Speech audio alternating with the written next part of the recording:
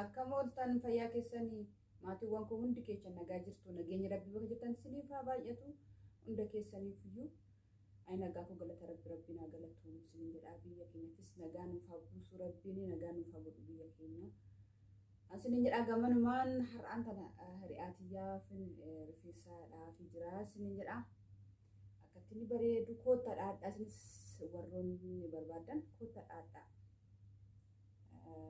lakkoofsa manaa siniifan ergamaa rakkoon jiru kootatti dhaadhaa naa kana siniin jedhaa rifeensa qabga dhadhabdanii galtan of hin dagatina hojiitti siduma gortaniyyuu ofis immoo hin dagatina jechuu barbaadine ofis immoo kunuunsadha of qabadhaadha siniin jedhaa gaaka amma beekumsa keessanii ani bareedee yaari dhaamuu doon taane yookiin bareedaa ishimamuu doon taane rifeensi keessan anga beekumsa keessanii dhaattanii akkasin jalaaf hin caccabne jechuudha.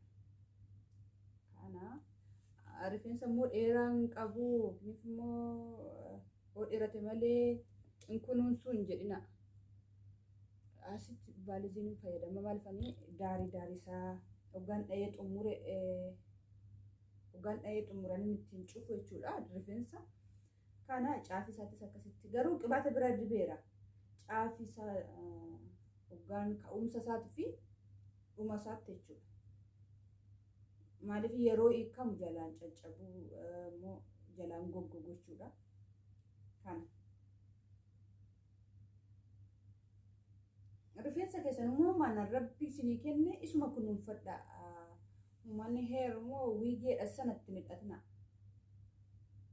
Immoo faayidaan qabu kan namaatti miire immoo safuudhas dhugaan bareedu jechuudha. Ittiin godhatina anuma keechan rabbi isinii kenne. Isuma bareeffadhaadha isin jedha. Kana maatiiwwan koo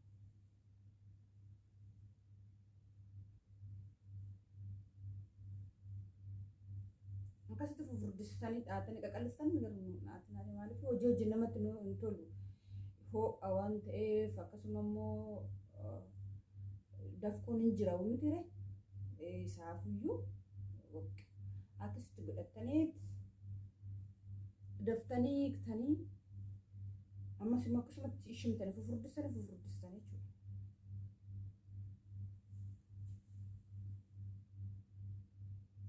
Rifeensi tokkoffaan kunuunsadhuma keenyarraan kan irratutudha. Kunuunsa keenyarraan irrata rifeensi beektan. Yookiin immoo nu jalaa miidhama jechuudha. Kana garii keenya garuu anuma wajjiniin iyyuu jechuudha. Sheelaan kun hin jira miti mana tokkotti garuu sheelaan godhattu. Gariin keenya baay'inaan garuu warroon araba hojjennu sheelaa malee isaan nuuf hin eeyyamanii sheelaan uffisu jechuudha. Uffadhaan hin jedhu sheelaa kanaan naannettanii rifeensa keessan hin miidhina. Mutuun an argu jettanii rifeensa keessan galgalamuu feetan dhadhabdan rifeensa keessan miiccatanii qibaatawwan keessanii ammoo an barbaadde rifeensa keessaniif mijataa ta'u qibaata keessan dibattanii rifeensa keessan bakka 4 bakka 5 akkasitti furdistanii dhaattanii akkasitti immoo gara hojiitti bobbaatu ganama. Malee dhadhabdanii mutuun an argu doon ta'in rifeensa kootiif ofiif immoo anaa fi qaamni koo waan ta'eef of kunuunsaa isin jedha. Kana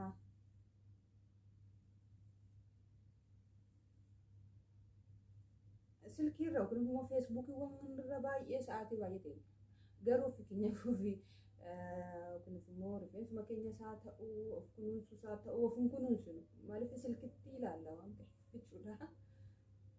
Kana siniin jedha of hin dagatinaadha ofitti jabaadha siniin jechuu barbaade.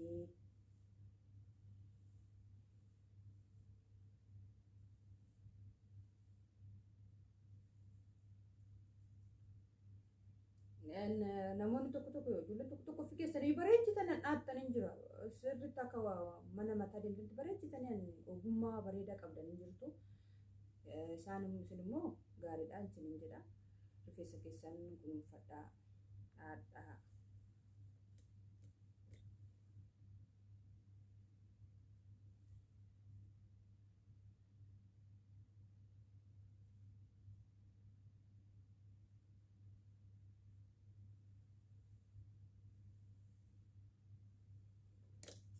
Baaliziniin bareeda akkis taasisee sanan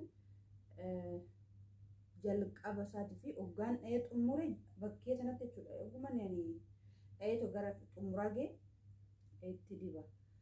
Garuu iddoo keessa akkasitti dibuu baattanii bareedaadha. Maaliif qodaa keenya uraasaa nu jalaa cufa. Zayitii yookiin immoo ooyilii dhangala'aan rifeensa keenyaaf dhangala'aan hin jedhamti isa dibattanii gaadha. Iddoo akkasitti isa akkanatti gogaa keenya cufu dibachuu baay'atanii shaggaadha. Ani qodaa keenya san taasisanii jechuudha. Akkasitti dibatina. Kan koo jecha kooti kun kan keessan immoo akkasitti fayyadamtas ni beeka.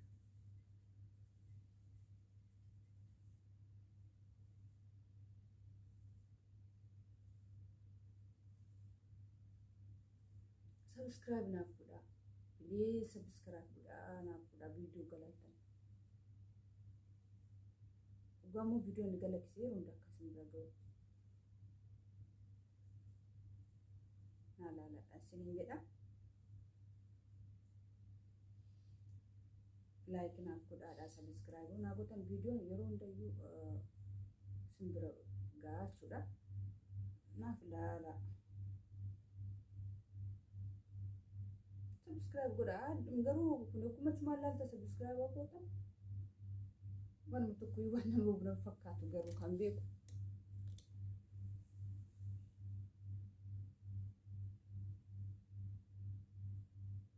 Wala kan geednan viidiyoo waraabutti galee maaliif viidiyoo sinitti dheeratan viidiyoo gaarii dha. Kiyyabis YouTube irraa jaalladhu fi namaafis immoo akkasatti fakkaata. Naa tana siniin jedhama.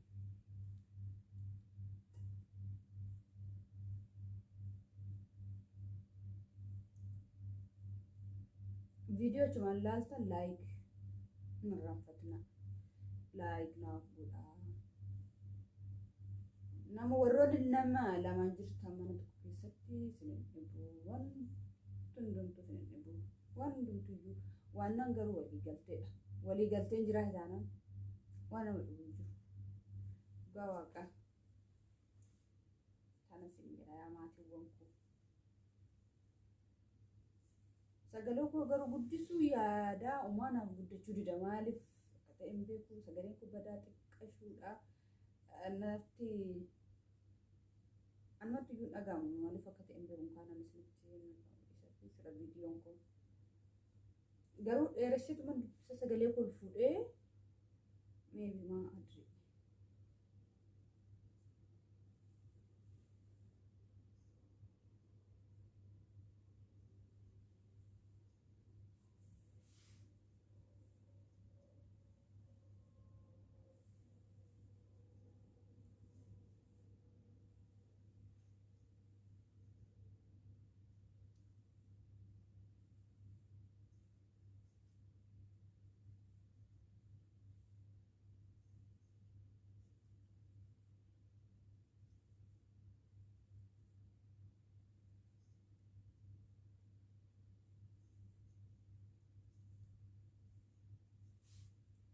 Hojiin arabaa baay'ee nama dadhabsiisu iyyuu of hin dagatina.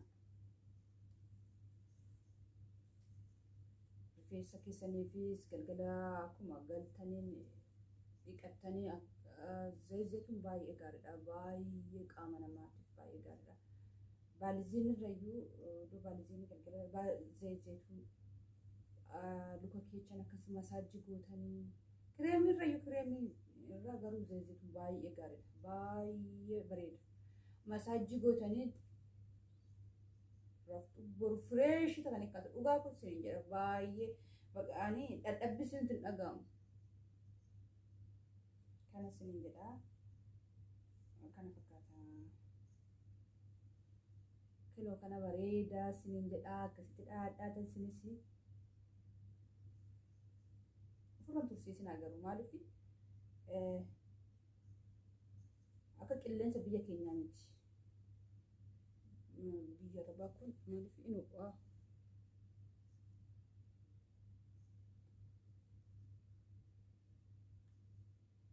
Rifeensi ishee xiqqishuudha amma guddateef.